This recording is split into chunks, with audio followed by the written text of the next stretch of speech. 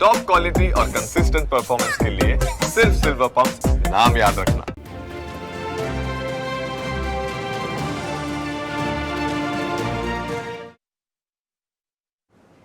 નમસ્કાર, debate of the ડેમાં આપનું સ્વાગત છે. આપની સાથે હું છું ઝિંકલ. ગુજરાતમાં નાગરિકોના આરોગ્ય સાથે ચેડા કરતા તત્વો સામે સરકાર હવે એક્શન મોડમાં આવી છે. રાજ્ય સરકારે 6 ઓગસ્ટથી એનાલોગ ડેરી પ્રોડક્ટ્સના ઉત્પાદનથી લઈ અને વેચાણ, સંગ્રહ, પરિવહન અને વિતરણ પર સંપૂર્ણ પ્રતિબંધ મૂકી દીધો છે. આરોગ્ય મંત્રી પ્રફુલ પાનસેરિયાના જણાવ્યા મુજબ નાગરિકોના સ્વાસ્થ્યને ધ્યાનમાં રાખી આ મહત્વપૂર્ણ નિર્ણય લેવામાં આવ્યો છે. પરંતુ હવે તમને સવાલ થશે કે આ એનાલોગ એટલે શું? એનાલોગ ડેરી પ્રોડક્ટ્સ એટલે એવા ઉત્પાદનો કે જે દેખાવ અને ટેક્સચરમાં અસલી ડેરી પ્રોડક્ટ્સ જેવા જ તમને લાગશે, પરંતુ તેમાં દૂધના કુદરતી ઘટકોની જગ્યાએ વિવિધ બિન ડેરી સામગ્રીનો ઉપયોગ કરવામાં આવે છે. આ ઉત્પાદનો તૈયાર કરવા માટે વનસ્પતિ તેલ, વનસ્પતિ ઘી, સ્ટાર્ચ, કૃત્રિમ ઘટકો અને અન્ય પ્રોસેસ્ડ સામગ્રીનો ઉપયોગ કરવામાં આવતો હોય છે. દેખાવમાં તો આ પ્રોડક્ટ્સ એકદમ અસલી ડેરી પ્રોડક્ટ્સ જેવા જ તમને લાગશે, પરંતુ ગુણવત્તા અને ઘટકોની દ્રષ્ટિએ તે ખૂબ જ નુકસાનકારક હોય છે. નાગરિકોના આરોગ્યને નુકસાન પહોંચાડતી આવી શંકાસ્પદ ખાદ્ય સામગ્રી સામે હવે રાજ્યનું ફૂડ એન્ડ ડ્રગ્સ રેગ્યુલેટરી તંત્ર સક્રિય બન્યું છે. રાજ્યભરમાં સઘન તપાસ હાથ ધરવામાં આવી રહી છે અને જ્યાં પણ નિયમોના ભંગની શંકા છે ત્યાં તપાસ અને કાર્યવાહી કરવામાં આવી રહી છે. આ જ તપાસના ભાગરૂપે આજે ગાંધીનગરમાં દહેગામના ગલુદન વિસ્તારમાં એક શંકાસ્પદ ઘીની ફેક્ટરી ઝડપાઈ. તપાસ દરમિયાન અહીંથી અંદાજે 9,300 કિલો શંકાસ્પદ ઘી જપ્ત કરવામાં આવ્યું. આ ઘી તૈયાર કરવા માટે કેમિકલ, એસેન્સ અને કૃત્રિમ કલરનો ઉપયોગ કરવામાં આવતો હતો. એટલે કે લોકો જે ઘી શુદ્ધ અને ગુણવત્તાયુક્ત સમજી પોતાના ભોજનમાં ઉપયોગ કરતા હોય છે, તેમાં જો આવી શંકાસ્પદ સામગ્રીનો ઉપયોગ થતો હોય તો આ એક ગંભીર ચિંતાનો વિષય બની જાય છે. હવે સવાલ એ થાય કે ક્યાં સુધી આવી બિન આરોગ્યપ્રદ અને બિન ડેરી સામગ્રીનું વેચાણ થતું રહેશે? થોડોક નફો કમાવા માટે વેપારીઓ ક્યાં સુધી લોકોની જિંદગી સાથે આ રીતે રમત રમશે રહેશે? અને આ જ મામલે ડિબેટ ઓફ ધ ડેમાં આજે ચર્ચા કરવી છે. ચર્ચામાં આપણી સાથે જોડાઈ ગયા છે ગેસ્ટ્રોલોજિસ્ટ ડૉક્ટર પારસ શાહ અને સિનિયર સાયન્ટિસ્ટ અક્ષય પાત્ર ફાઉન્ડેશનથી આપણી સાથે ડોલી જાની પણ અહીંયા જોડાઈ ચૂક્યા છે. સૌથી પહેલાં બંને મહેમાનોનું સ્વાગત છે. પારસભાઈ, આપને પ્રશ્ન કરવા માંગીશ કે છેલ્લા કેટલાક દિવસોથી આપણે સાંભળી રહ્યા છીએ કે એનાલોગ ડેરી પ્રોડક્ટ્સ છે તેના પર પ્રતિબંધ મૂકી દેવામાં આવ્યો છે. એક બાદ એક તમામ જે રાજ્યો છે તે પ્રતિબંધ મૂકી રહ્યા છે, પરંતુ ખરેખરમાં એનાલોગ ડેરી પ્રોડક્ટ્સ એટલે શું, અને જો કોઈ પણ વ્યક્તિ સતત આ પ્રકારની પ્રોડક્ટ્સ આરોગે તો તેના શરીર પર કેવા પ્રકારની અસરો જોવા મળે? નમસ્કાર જી. એનાલોગ પનીર, એનાલોગ ચીઝ એટલે બેઝિકલી આપણે એમ જોઈએ કે જે પ્રોટીન કન્ટેન્ટ હોવું જોઈએ એની બદલે એની અંદર અલ્ટ્રા પ્રોસેસ્ડ ઓઇલ કન્ટેન્ટ હોય છે. મૂળ ઉદ્દેશ્ય પનીરનો એ છે કે લોકોને હાઈ પ્રોટીન ડાયટ મળે, ચીઝનો એ છે કે હાઈ પ્રોટીન ડાયટ મળે. જ્યારે એનાલોગ શબ્દ જ્યારે એમાં જોડાઈ જાય છે ત્યારે પ્રોટીન કન્ટેન્ટ ઓલમોસ્ટ નેગ્લિજિબલ થઈ જતું હોય છે. એનું ઓઇલ કન્ટેન્ટ વધી જાય, પામ ઓઇલ કન્ટેન્ટ વધી જાય, કે જેનાથી જે એને ફાયદો થવો જોઈએ એ ફાયદો તો નથી થતો, પણ એના લીધે શરીરમાં કોલેસ્ટ્રોલના કમ્પોનન્ટ્સમાં ફેર પડી જતો હોય છે, બીજા કમ્પોનન્ટ્સમાં ફેર પડી જતો હોય છે અને એકચ્યુઅલી ફાયદાની બદલે નુકસાનકારક થઈ જતું હોય છે. બિલકુલ. ડોલીબેન, તમને પ્રશ્ન કરવા માંગીશ કે જે પણ એનાલોગ ડેરી પ્રોડક્ટની ચર્ચા છેલ્લા કેટલાક દિવસોથી થઈ રહી છે, જ્યારે કોઈ પણ શંકાસ્પદ જથ્થો જ્યારે લેબમાં લઈ જવામાં આવે ત્યારે તેના પર કેવા પ્રકારની તપાસ થતી હોય છે? ડોલીબેન સાથે આપણે સંપર્ક કરવાનો પ્રયત્ન કરી રહ્યા છે. પારસભાઈ, આપને પ્રશ્ન કરીશ કે જ્યારે પણ કોઈ પણ આવું શંકાસ્પદ જથ્થો છે તે લેબમાં લઈ જવામાં આવે, કેવા પ્રકારની તપાસ કરવામાં આવે છે અને કેવી રીતે ખબર પડે કે આ એનાલોગ વસ્તુ છે અને આ અસલી વસ્તુ છે? બેઝિકલી તો એ લોકોનું કન્ટેન્ટ એની અંદર એ લોકો જોતા હોય છે કે ઓઇલ કન્ટેન્ટ કેટલું છે, પ્રોટીન કન્ટેન્ટ કેટલું છે, અને એના માટે તો બહુ ઇઝી થઈ જાય છે ડિટેક્ટ કરવું કે એનાલોગ છે કે ઓરિજિનલ કન્ટેન્ટ છે. એક્ઝેક્ટ જે એના માપદંડો હોય છે તો સાયન્ટિસ્ટ જ આપણને સારી રીતે કહી શકશે કે એક્ઝેક્ટ શું ટેસ્ટિંગ એની ઉપર થતું હોય છે, પણ મને એમ લાગે છે કે લેબોરેટરી માટે એ એટલું અઘરું નથી નક્કી કરવું કે આ એનાલોગ છે કે ઓરિજિનલ કન્ટેન્ટ છે. જી બિલકુલ. પારસભાઈ, સવાલ એ પણ થઈ રહ્યો છે કે જ્યારે હવે આપણા સામે એવી વાત આવી રહી છે કે એનાલોગ શરીર માટે આટલું નુકસાનકારક છે, આટલી બધી ગંભીર સમસ્યા થઈ શકે છે, બીમારીઓ થઈ શકે છે, તો આટલા સમયથી આ પ્રકારે એનાલોગ ડેરી પ્રોડક્ટ્સ વેચવામાં સતત આવી રહ્યા હતા, તો શા માટે આ અગાઉ આ પ્રતિબંધ લગાવવામાં ન આવ્યું? શા માટે આ અગાઉ તંત્ર જાગતું ન થયું અને હવે અચાનકથી જ તમામ જે એનાલોગ ડેરી પ્રોડક્ટ છે તેની પર પ્રતિબંધ મૂકી દેવામાં આવ્યો છે? કદાચ હું એવું માનું છું કે શરૂઆતમાં જ્યારે આ પ્રોડક્ટ્સ ફ્લોટ થયા હતા ત્યારે વિચાર એવું હશે કે કદાચ 100% નહીં પણ એ 90% સિમિલર હોવું જોઈએ, પણ ઓફ લેટલી જ્યારે એના કન્ટેન્ટ એનાલિસ થવા માંડ્યા ત્યારે આપણે જોયું કે આનાથી તો પ્રોટીનની બદલે કોલેસ્ટ્રોલનું માત્રા વધી જાય છે. આનાથી એ બેઝિકલી અલ્ટિમેટલી કોલેસ્ટ્રોલનું કમ્પોનન્ટ્સ વધી જાય તો હૃદયને નુકસાન તો કરે જ છે, પણ લીવરને પણ નુકસાન કરે છે, બાકીના બધા પોઈન્ટ્સને પણ એ નુકસાન કરતું થઈ ગયું છે. જે બેનિફિટ્સ થવા જોવે પ્રોટીન્સના અને એના કન્ટેન્ટ વધવા જોવે એ નથી થતા. એટલે અલ્ટિમેટલી એ લોકોને આ વસ્તુ જ્યારે ખ્યાલ આવતી ગઈ ઓફ લેટલી ત્યારે આપણને ખ્યાલ આવ્યો કે એનાલોગ એ તો બિલકુલ જ વિપરીત વસ્તુ થઈ રહી છે. પ્લસ સૌથી મોટું પણ એ તો કદાચ વેચાતી જગ્યામાં તો એનાલોગ લખેલું હશે, પણ જ્યાં આપણે એન્ડ યુઝર તરીકે આરોગ્ય છીએ, જેમ કે આપણે કોઈ રેસ્ટોરન્ટમાં જઈએ છીએ, કોઈ લારી ગલ્લા ઉપર ઉભા રહીને પણ પનીરની કોઈ વસ્તુઓ ખાય છે, એમાં તો ક્યાંય મેન્શન નથી થયેલું. આપણે તો શું વિચારીએ છીએ કે પનીર પ્રોડક્ટ ખાઈએ છીએ, હાઈ પ્રોટીન ડાયટ લઈએ છીએ, અને unfortunately it is turning into કે આપણે કંઈક ને કંઈક શરીરને નુકસાન થઈ રહ્યું એ પ્રોડક્ટ લેવા માંડ્યા છે, જેની અવેરનેસ ધીરે ધીરે વધતી ગઈ અને પ્રોબેબલી એટલે જ સરકારશ્રીએ ખૂબ સારો સ્ટેપ લીધો છે એને સંપૂર્ણપણે પ્રતિબંધ કરવાનો. બિલકુલ પારસભાઈ, આ નકલીનો યુગ છે. અહીંયા શું અસલી અને શું નકલી તે ઓળખવું મુશ્કેલ બની રહ્યું છે. જે લોકો વિટામિન અને પ્રોટીન માટે ખાતા હોય છે, ખાસ કરીને ઘી તાકાત માટે ખાવું જોઈએ તેમ કહેવામાં આવે છે, પનીરમાં પણ પ્રોટીન ભરપૂર મળે છે, અને આ તમામ વસ્તુ પણ જો હવે નકલી બનવા લાગે તો ખરેખર અસલી શું તે પણ એક સવાલ થઈ રહ્યો છે. જી પારસભાઈ. સવાલ અહીંયા તો એ નથી કે અસલી કે નકલી, સવાલ એ છે કે એનાલોગ પનીરને તો એ લોકોએ ઇક્વિવેલન્ટ ગણીને અપ્રુવડ આપેલું હતું, એટલે નકલી પકડાવવું તો ચાલો એક અલગ જ વસ્તુ થઈ ગઈ, પણ એનાલોગ તો ઓફિશિયલી અલાઉડ વસ્તુ હતી, એટલે એની ઉપર પ્રતિબંધ લાગ્યો એ પણ એક ખૂબ સારો આવકારદાયક પગલું છે. નકલી તો જ્યારે ઘીની આપણે વાત કરીએ, નકલી ઘી પકડાય, નકલી આપણો ઘીનો તો આપણા વર્ષોથી આપણે પરંપરામાં રહ્યા છીએ, આદિકાળથી પણ ઘીનો ખૂબ જ મહિમા છે અને ઘીના આપણને બેનિફિટ્સ પણ ખૂબ સારી રીતે જોવા મળે છે.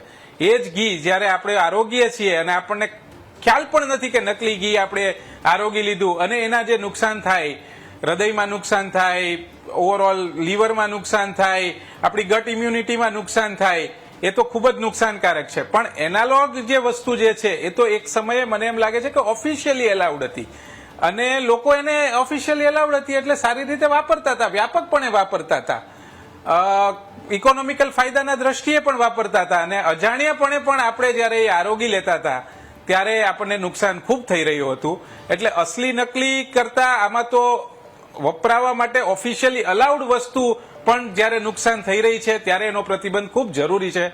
નકલી પનીર હોય, નકલી ઘી હોય, એના નુકસાન ખૂબ છે. હૃદયની ઉપર વાત કરીએ, લીવરની ઉપર વાત કરીએ, આંતરડાની સિસ્ટમ, ગટ ઇમ્યુનિટી, હોજરી એસિડિટી ઉપર વાત કરીએ તો એ નુકસાનકારક છે જ.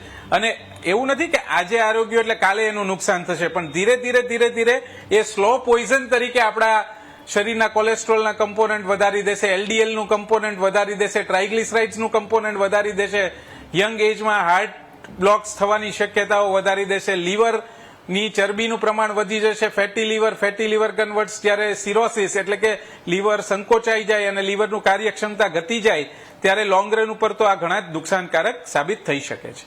બિલકુલ. અને અહીંયા ડોક્ટર ડોલી પણ ફરીથી એકવાર આપણી સાથે જોડાઈ ચૂક્યા છે.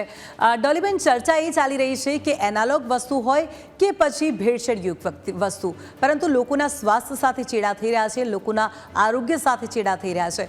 લોકોએ આ બધી વસ્તુઓથી બચવા માટે શું કરવું જોઈએ? એનાલોગ પનીરની વાત કરીએ તો પહેલાં એફએસએસઆઈ ઓથોરિટી દ્વારા એને બનાવવાની પરમિશન આપવામાં આવી હતી, પણ અત્યારે રિસેન્ટલી ગ્રાહકોમાં આટલી જાગૃતિ હોવાના કારણે અને એફએસએસઆઈ દ્વારા આપણા સ્ટેટ ઓથોરિટી દ્વારા આ પગલાં લેવામાં આવ્યા છે કે એનાલોગ પનીર બનાવવાનું અને એને કન્ઝમ્પશન બેન કરવામાં આવી છે. અને બીજી બાજુ જે ભેળસેળવાળું પનીર કહેવાય એ જે છૂટું વેચાતું હોય એ પનીર શરીર માટે બહુ નુકસાનદાયક હોય છે. અને એનાલોગ પનીર જે બને છે એમાં વેજીટેબલ ફેટ યુઝ થાય છે, એમાં ઘણા બધા સ્ટાર્ચ યુઝ થાય છે, ઘણા બધા સિન્થેટિક કેમિકલ એડિટિવ્સ યુઝ થાય છે, જે શરીરને લોંગ ટર્મ કન્ઝમ્પશન કરીએ તો બહુ નુકસાન થઈ શકે છે. એમાં સૌથી પહેલાં જે શોર્ટ ટર્મમાં જે વાત થઈ શકે એમાં પેટના ઘણા બધા રોગો થઈ શકે છે, પેટનો દુખાવો થઈ શકે છે, અને ઘણીવાર પેટમાં આપણે ડાયરિયા જેવી સમસ્યા થઈ શકે છે. અને બીજું જે એમાં અલગ અલગ પ્રકારની વનસ્પતિ અથવા વેજીટેબલ ઓઇલ યુઝ કરવામાં આવે છે એનાથી એક પ્રકારનું ટ્રાન્સ ફેટ હોય છે જે આપણા હાર્ટ માટે નુકસાન થઈ શકે છે જેનાથી. તો બીજું એક સમસ્યા છે. અને એનાલોગ પનીર જે હોય છે એને આપણે નેચરલ પનીર સાથે જો કમ્પેરિઝન કરીએ તો નેચરલ પનીરમાં જેટલું આપણને પ્રોટીન અથવા કેલ્શિયમ મળે છે, જે ડેરી પ્રોડક્ટ્સ દ્વારા મળે છે, એ એનાલોગ પનીરથી ના મળી શકે. અને જે ત્રીજી વાત આપણે ભેળસેળવાળું પનીર છે એમાં બીજું હાઇજીનના રીતે બી આપણે જોવા જઈએ તો એ કેવી જગ્યાએ બનતું હશે, એમાં માઇક્રોબિયલ ઘણા બધા કન્ટામિનેશન થઈ શકે છે, જેનાથી અગેન જે જંતુજન્ય રોગ છે એ બધા આપણને થઈ શકે છે. જી ડોલીબેન, બે અહીંયા ચર્ચા ચાલી રહી છે, એક એનાલોગ જે ડેરી પ્રોડક્ટ્સ છે તેની અને ભેળસેળયુક્ત પ્રોડક્ટ્સની. આ બંને જે પ્રોડક્ટ્સ છે તેમાંથી સૌથી વધુ શરીર માટે ખતરનાક વસ્તુ કઈ હોઈ શકે, અને જો કોઈ વ્યક્તિ સતત આ પ્રકારની વસ્તુ જો આરોગે છે તો લાંબા સમયે તેના શરીરમાં કેવા પ્રકારની અસર જોવા મળી શકે? ભેળસેળવાળું પનીર હોય કે ભેળસેળવાળી કોઈ બી ખાદ્ય પદાર્થ હોય એ સૌથી વધારે આપણા માટે ખતરનાક હોઈ શકે છે. કારણ કે જેમ મેં પહેલાં વાત કરી કે ભેળસેળવાળું પનીર જે છે એ ઘણી બધી અનહાઇજેનિક જગ્યામાં બનતું હોય છે, જેમાં કોઈ બી પ્રકારનું સ્ટાર્ચ, કોઈ બી પ્રકારનું પામોલિન ઓઇલ કે એવું કોઈ બી વેજીટેબલ ફેટ બનાવવામાં આવે છે. અને એના બી આપણે જો કન્ઝમ્પશન લોંગ ટર્મ સુધી કરતા હોઈએ તો એમાં આપણને ફૂડ પોઈઝનિંગ થઈ શકે છે. અને બીજું એ કે એમાં હાર્ટની બી ઘણી બધી બીમારીઓ થઈ શકે છે. અને એમાં આપણે ન્યુટ્રિશન ઓછું મળે તો જે પર્પઝથી આપણે કન્ઝ્યુમ કરતા હોઈએ કે આપણને પ્રોટીન મળે કે કેલ્શિયમ મળે એટલું આપણે ના મળે, તો ન્યુટ્રિશનલ કન્ટેન્ટ બી એમાં ઓછું થઈ જાય. બિલકુલ. તો ડોલીબેનના મતે તો એનાલોગ જે ડેરી પ્રોડક્ટ્સ છે અને સાથે જ જે ભેળસેળયુક્ત પ્રોડક્ટ્સ છે આ બંનેમાં સૌથી વધારે ખતરનાક ભેળસેળયુક્ત પ્રોડક્ટ્સ છે. પારસભાઈ, આપ આ વાત સાથે સહમત છો? બિલકુલ. ભેળસેળયુક્ત વસ્તુ જ્યારે હોય એ તો બિલકુલ જ સબસ્ટાન્ડર્ડ વસ્તુ છે, 100% નુકસાનકારક વસ્તુ છે. કારણ કે એની અંદર ઇમલ્સિફાયર્સ યુઝ કર્યા હોય છે, વ્હાઇટનર્સ યુઝ કર્યા હોય છે, એટલે એ તો શરીરને 100% ક્યાંક ને ક્યાંક નુકસાન કરવાનું જ છે. આજે કન્ઝ્યુમ કર્યું ને કાલે નુકસાન થઈ જશે એવું નથી, પણ લાંબા ગાળે તો એ નુકસાનકારક જ છે. પણ ક્યારેક ને ક્યારેક હવે આપણે એ પણ સમજતા થઈ ગયા કે એનાલોગ પનીર, એનાલોગ ચીઝ જે કદાચ એક સમયે આપણે ઓફિશિયલી ગવર્મેન્ટે એલાવ કર્યું હતું, એના પણ ફાયદા તો બિલકુલ જ નથી. ધીરે ધીરે એના નુકસાન સપાટી પર આવી રહ્યા છે. એટલે તે પણ તેનો યુઝ કરવો, તેનો વપરાશ કરવો પણ બિલકુલ હિતાવહ નથી. બાકી ભેળસેળયુક્ત વસ્તુ જ્યારે પણ ક્યારેય પણ માર્કેટમાં આવે છે અને એનો વપરાશ થાય ત્યારે તો એ સિરિયસ હેલ્થ ઇફેક્ટ્સ લાવે છે. લાંબા ગાળે મુશ્કેલી કરે છે. યંગ એજના લોકોમાં હવે હાર્ટ એટેકનું પ્રમાણ ધીરે ધીરે વધતું જાય છે. ક્યાંક એની અંદર આ કોલેસ્ટ્રોલનું પ્રમાણ, LDLનું પ્રમાણ વધી જાય, HDLના પ્રશ્નો થાય. આ બધાના લીધે પણ એ વસ્તુ થઈ શકતી હોય. લીવરની અંદર લોકોમાં મેદસ્વીતાપણું વધતું જાય છે, એના લીધે લીવરની અંદર ફેટી લીવરના પ્રશ્નો થાય છે. ધીરે ધીરે લીવરની કાર્યક્ષમતા પણ ઘટતી જાય છે.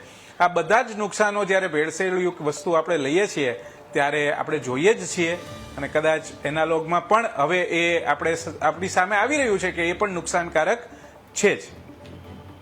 બિલકુલ. ડોલીબેન, ભેળસેળયુક્ત જે વસ્તુઓ છે તે હંમેશાથી ગેરકાયદેસર રહી છે, પરંતુ આપણે જ્યારે વાત એનાલોગની કરીએ તો એનાલોગ એ ગેરકાયદેસર નહોતું અને તંત્ર દ્વારા જ આ જે એનાલોગ છે તેને પ્રતિબંધ પણ મૂકવામાં નહોતો આવ્યો. પરંતુ હવે અચાનકથી આ વસ્તુઓ પર પ્રતિબંધ મૂકવામાં આવ્યો છે, એટલે તંત્ર પણ એનાલોગમાં કઈ કઈ પ્રોડક્ટનો ઉપયોગ કરવામાં આવે છે અને કેવી રીતે બને છે તે વિશે જાણતું હતું. તો શા માટે એવી કઈ મજબૂરી હતી કે અત્યાર સુધી આ એનાલોગ જે પ્રોડક્ટ છે તે વેચવામાં આવતી હતી અને અત્યાર સુધી તેના પર પ્રતિબંધ તંત્ર દ્વારા મૂકવામાં નહોતો આવ્યો?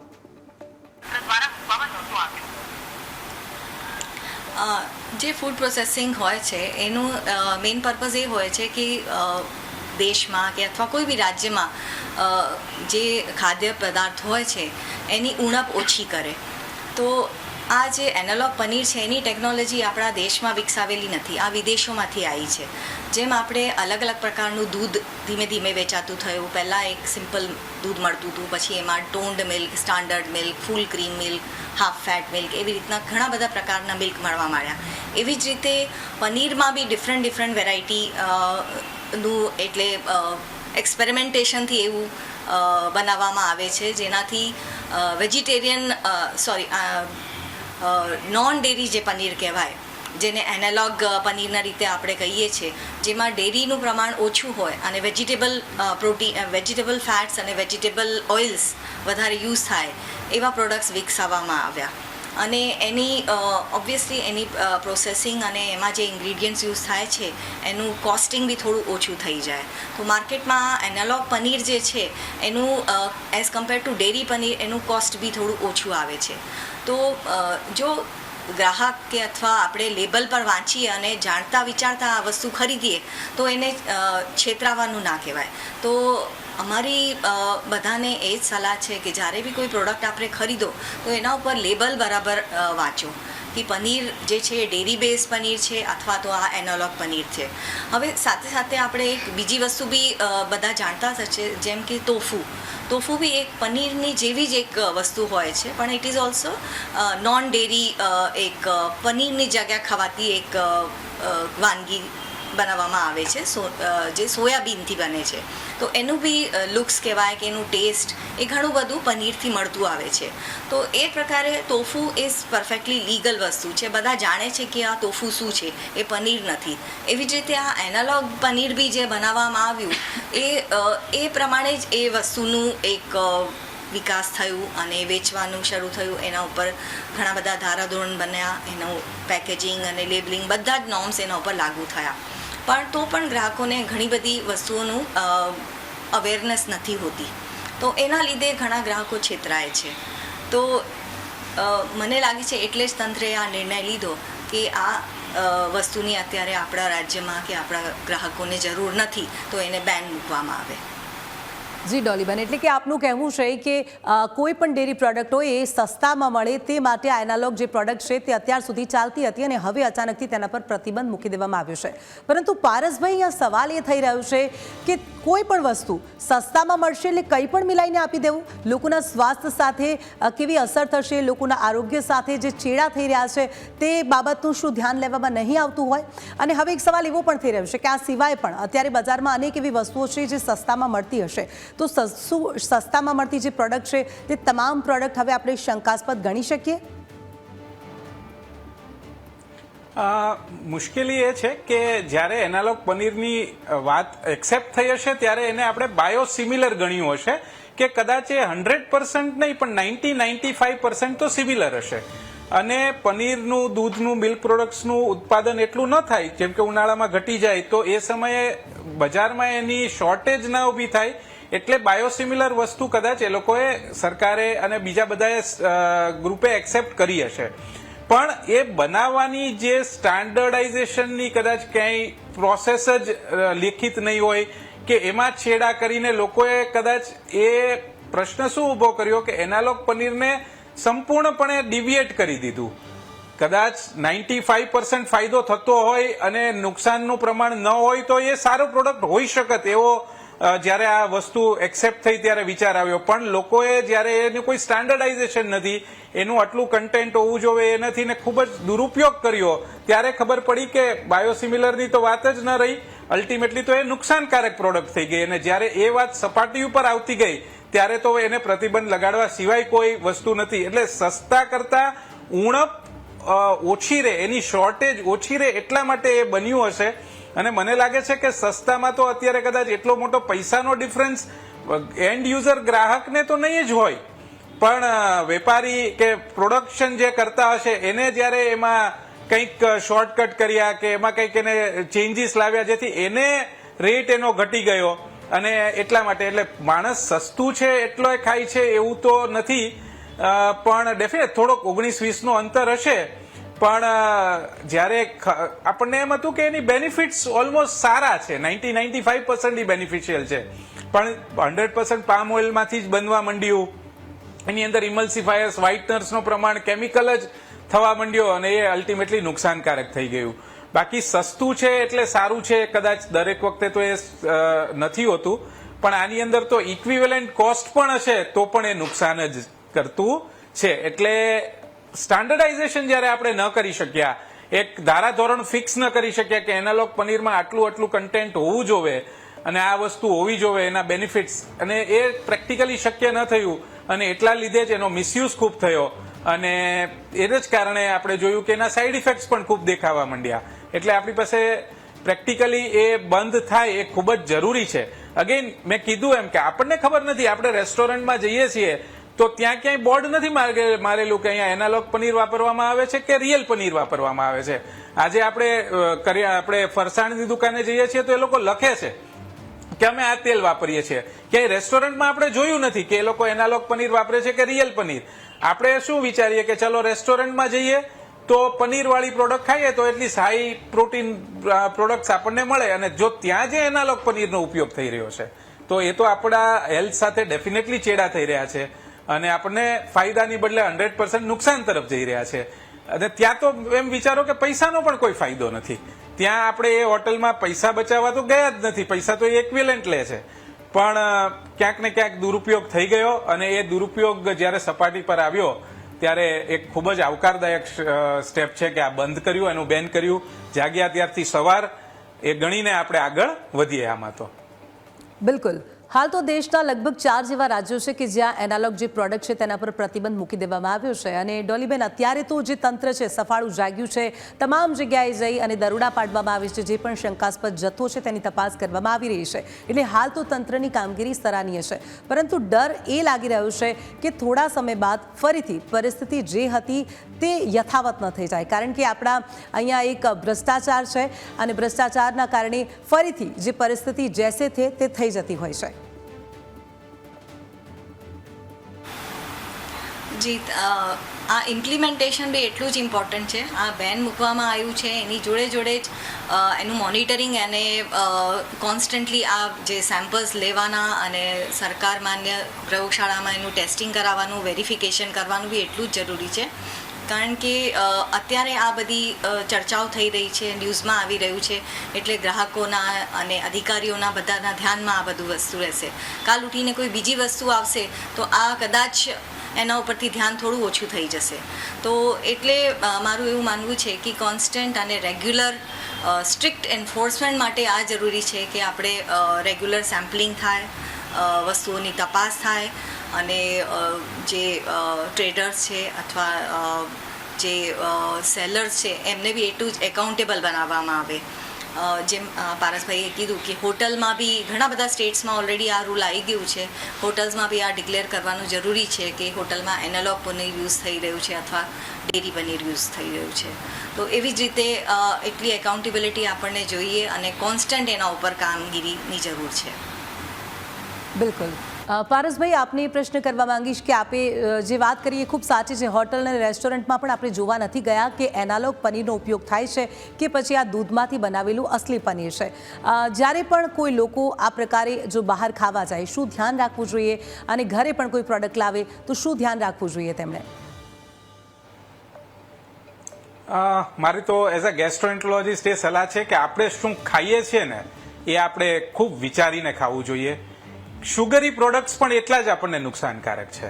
આપણે સમજવાનું છે કે અલ્ટિમેટલી એ જે આપણે આરોગ્ય છીએ એ આપણા શરીરમાં, હૃદયમાં, લીવરમાં ક્યાંક ને ક્યાંક નુકસાન કરી રહ્યું છે કે નહીં.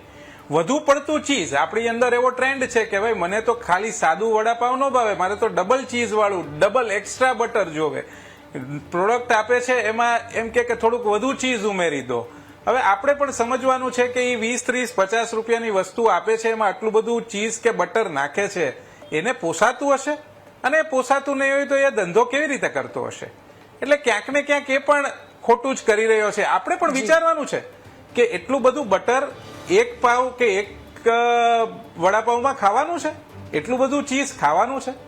ફાઇનલી જીભને ગમશે પણ હૃદયનું શું?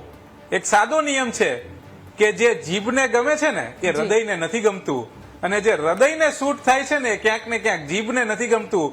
એટલે આપણે આપણા ચટાકાને તો ઓછા કરવા જ પડશે. આજની યુવા પેઢી, બાળકો, એની અંદર મેદસ્વીતાપણુંનું પ્રમાણ કેમ વધી રહ્યું છે? એની અંદર વધી એટલે રહ્યું છે કે આપણે આ ક્યાંક ને ક્યાંક એક્સ્ટ્રા પ્રોડક્ટ્સ લઈએ છીએ. એટલે ખૂબ જ ધ્યાનપૂર્વક ખોરાક ખાવો જોઈએ. પ્રોપર હાઇજેનિક પ્રોડક્ટ લેવું એ જરૂરી છે. બેલેન્સ ડાયટ લેવું પણ ખૂબ જ જરૂરી છે. તો મારે તો યુવાધનને, બાળકોને, તમામને વિનંતી કે બહારનો પ્રોડક્ટ કે ઘરનો પ્રોડક્ટ સોચી સમજીને લો. બિલકુલ. બંને મહેમાનો ચર્ચામાં અમારી સાથે જોડાયા તે બદલ આપનો આભાર. તો ડિબેટ ઓફ ધ ડેમાં આજે ચર્ચા કરી કે એનાલોગ પ્રોડક્ટ પર ગુજરાતમાં તો હાલમાં પ્રતિબંધ મૂકી દેવામાં આવ્યો છે, અને સાથે જ તંત્ર દ્વારા ઠેર ઠેર દરોડા પાડી અને તપાસ હાથ ધરવામાં આવી રહી છે, અને આગળ પણ આ પ્રતિબંધ લાગુ રહે તેવી આશા રાખવામાં આવી રહી છે. હાલ ડિબેટ ઓફ ધ ડેમાં બસ આટલું જ. રજા આપશો. નમસ્કાર.